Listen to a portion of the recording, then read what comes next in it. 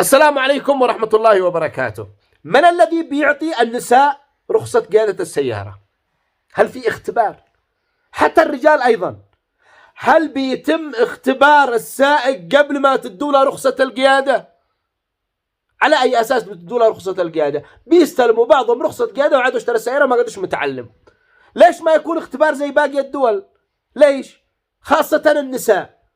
يعذروني النساء هذول، يعذريني.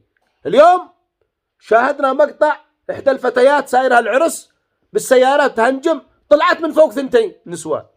الله أعلم كيف حصل، لكن يعني طلعت من فوقهن هكذا، يعني طلعت من فوقهن. واحدة ماتت، واحدة مصابة. رحمة الله على من ماتت والشفاء إن شاء الله للمصابة. قبل يومين امرأة صدمت اثنين من الحارة عندنا في خط شارع تعز، واحد في الإنعاش واحد في العناية المركزة. الآن قبل ما تدي لها سيارة المرأة، قبل ما تدي لها سيارة اختبر سواقتها، لكن تدلعها وتصير تسطوم لها الناس بعدها. تحمل. الله يستر، بس الله يستر. السواقة في اليمن 1 2 3 1 2 3 4.